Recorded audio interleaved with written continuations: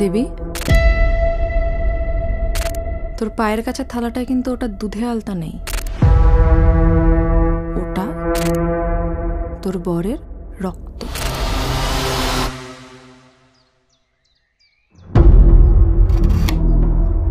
আমি দেবী, এই রায়বর্মন পরিবারের বড় বৌমা।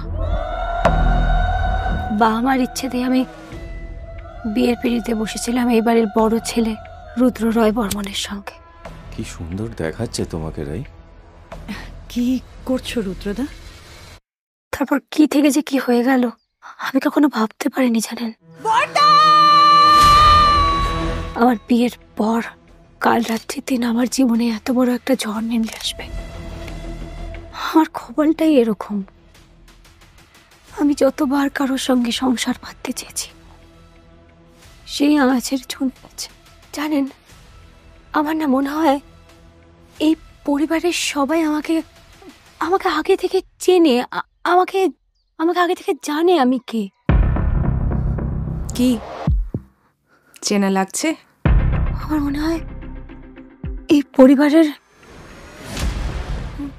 সাবধান দেবী, খুব সাবধান। সবার সাথে আমার কিছু একটা সম্পর্ক ছিল। কেন ফিরে এলে এই বাড়িতে? আমি কিছু মনে করতে পারি না। আমি কিচ্ছু মনে নেই আমার।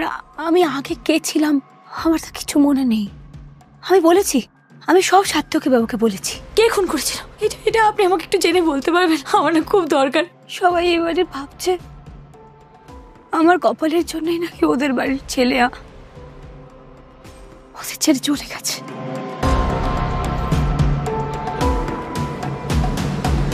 এই বাড়ির সবকিছু না খুব একটা স্বাভাবিক নয়। এই বাড়ির সবার সাথে সবার সম্পর্ক স্বাভাবিক নয়, কেউ কারোর নিজের নয়।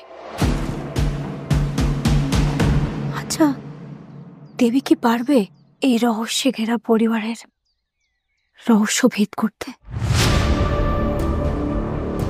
কি ছিল আমার অতীত? এই বাড়ির সাথে আমার কি সম্পর্ক? দেবী আসলে কে? কাল রাত্রির দিন সদ্য বিধবা হওয়া মেয়েটার পাশে আপনারা থাকবেন তো? কারণ সে আবার ফিরবে।